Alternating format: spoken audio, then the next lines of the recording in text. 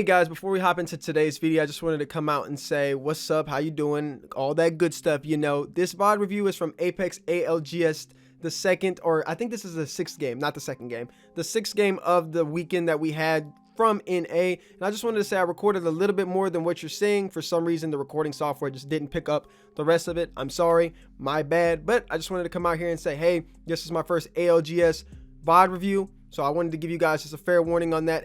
Please give me some comments, some criticisms on this. It's not my first time actually doing these, but it's my first time on the channel doing this. So if I do make mistakes or there is a little bit of issues, please bear with me. It's my first time actually putting this on the screen. So thank you guys for watching. If you guys enjoyed the video, please let me know if you want to see more of these in the comment section below. Please check out my other videos and my other VOD reviews on the channel, and I'll see you guys in the next one. All right, next thing we're going to talk about is loot patterns. Loot patterns are very, very important within the game of Apex Legends, and we're going to go over a little bit of that. We're not going to get into the nooks and crannies of that. I got to hide a little bit of my sauce. All right, we're going to talk about loot patterns. Look, whatever guns that you see on the ground, sometimes they're not going to be the best, right? You're going to get Mozambiques. You're going to get some stupid loot depending on where you land throughout the map. Again, that's the same thing about land pattern. We're going to see a little bit of fighting right here, pushes off the rip, but it all depends on your loot patterns. If you get a really good looting cycle, you get a lot of good loot, or you just get guns faster than enemy, you always want to push off the rip depending on what you can see immediately. And what I mean by what you can see immediately isn't just what you can see around the map. It's what you see your teammates' composition is, see what kind of comp they're running. If they're running a Gibby, maybe you should back up, you know, play a little bit slower, play a little passive aggressive.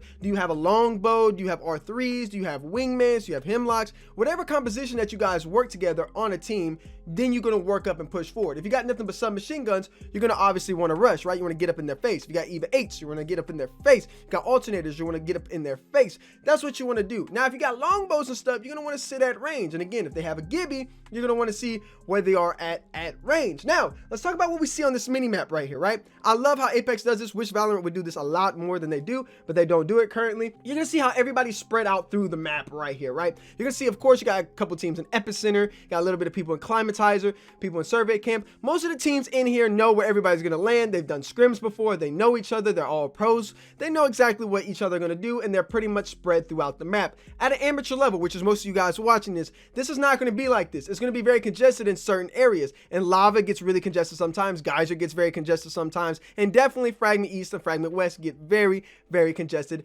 at certain times. Skyhook is always going to have about one or two teams there at all points in times, and they're going to have people trying to farm over here, the AI little, I guess you could call them raptors and whatever. They're going to be farming over here. But one thing I want to make very, very clear to you guys and point out to you guys is when a game like this happens, which is very rare, the number one thing you want to do is hold down your point of interest until you get this circle right here, this beacon scan, whatever you want to call it. Again, I call it beacon scans, beacon scanned right here. When you know where this is at, then you can begin your trek down through here. Now, I can tell you guys about different rotations if you're going to take from this point, where you're going to go from this point, but that all depends on composition, that all depends on strategy, and that all depends on how you play the game of Apex Legends. One of the number one things about Battle Royale that I personally enjoy is the different strategies that are employed throughout the game of Apex Legends. What I dislike is a slow pace at which Apex Legends is played at for the majority of the game, but that's neither here nor there. Moving on, what we're going to talk about here again is loot patterns. The first thing you're going to see when you see every team loot up is they're going to do it quick,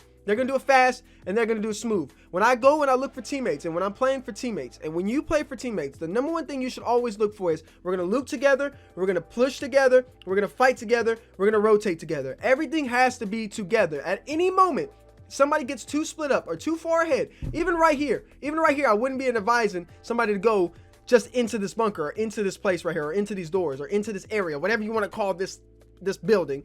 I wouldn't advise that, because in games like this, things come down to nip and tuck, little things and then little things. Now, again, you guys are watching pro players play. Pro players pretty much know and are scrimming against other pro players all the time, so they know who's going to be where, at what time, what kind of team likes to do what. They understand that. But for the sake of this VOD review, we're going to break it down this way. This basically alludes to playing at top ranks as well. When you're at top ranks, everything has to be together, okay? You're not going to get to very, very high ranks unless you're cheating.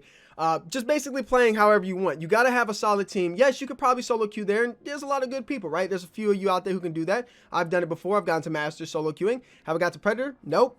I haven't even got to Predator playing with teams, but getting to Masters is a nice, really good achievement, especially for somebody like me who doesn't play all the time every day, and for most of you guys out there. When you get to Master level lobbies, and then even when you're playing against Pred level lobbies, because that's what you're doing once you hit Diamond, it can get very, very frustrating if you're not pushing and playing together and rotating together. One thing TSM, and I want to highlight this because I absolutely love watching TSM play. I really love Snipe Down. I've been a supporter of his since the Halo days, played against him multiple times in Halo. He's pooped on me every time. These guys are always together. Look how close they are. Look how tight spread they are. Look at everything going on with how they're rotating. They're also giving each other materials. I know this is a basic premise, but giving each other materials is a very, very important step on being better and being efficient at what you're going to do in the game of Apex Legends. All right, so we're going to fast forward here. We're going to talk about fighting because that's mostly what you guys are going to be here for. You want to hear some fighting, you want to hear some tips on fighting, and that's what we're going to talk about. So the number one thing I want to talk about when we go over fighting, and you're going to see that a lot in this video, there are two different fights, in my opinion, of Apex Legends that need to happen. You're either going to push a team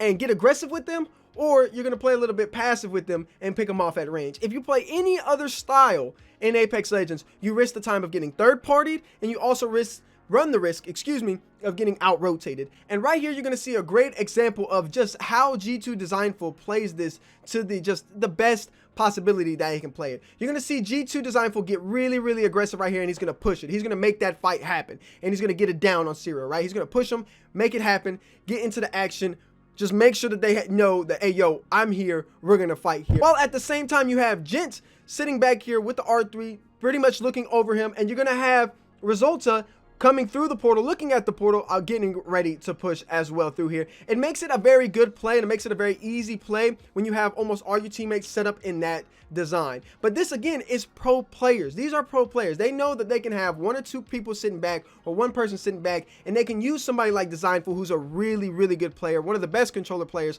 in the game, to push up and get map control on those things. But again, as amateur players in low ranked tiers, and even when you start playing in high ranked tiers, if it's your first time, you got to play as a team, and you want to pick one of those two challenge areas and how you want to play it. Again, these are pro players. We're going to see them play a little bit differently, but again, let me reiterate this: play as a team for you younger players. All right, last thing we're gonna talk about is Final Circle. Final Circle is one of the most hectic things in all of video game history. It gets very, very stressful, and not just stressful, it gets very, very intense really, really quickly. So we're going to talk about how to set yourself up for the Final Circle. We're going to talk about how to make sure you take advantage of the Final Circle, and we're going to also talk about the composition you should run if you're engaging and pushing for that Final Circle. One thing I want to talk about is SSG, Space Station Gaming. Shout out to them boys. Lovely boys, lovely boys.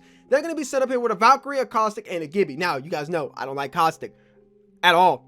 I can't stand Caustic. It's annoying. I can't stand that character. However, what I will say is he's a very, very good ending character. I think it needs to be nerfed, but that's neither here nor there. And Gibby are very good end characters. For most of you guys out there who aren't familiar with using these characters, I would highly recommend running one of them and running a speed character. Right here we have pretty much a mobility character as well with Valkyrie. Valkyrie will do a fine job of that, but at the same time, I need you guys to make sure and to understand is that with Space Station Gaming and how they're running their composition here, or how any team is going to run their composition here, it's off of hours of study and practice. All right, usually people follow TSM. That's like the little meme going around in the Apex community right now, is everybody follows TSM. Okay, everybody just watches their VODs and then we go with it. Okay, but when it comes down to actually making a composition and pushing for the final round, you have to make sure that you have stationary characters that can protect you and basically turtle you, but at the same time, you got to make sure that you got players who are going to hit their shots. You can't have a character like Caustic or Gibby if they don't hit their shots on the enemy, because they can't create distance nor space or get up in their face to use mobility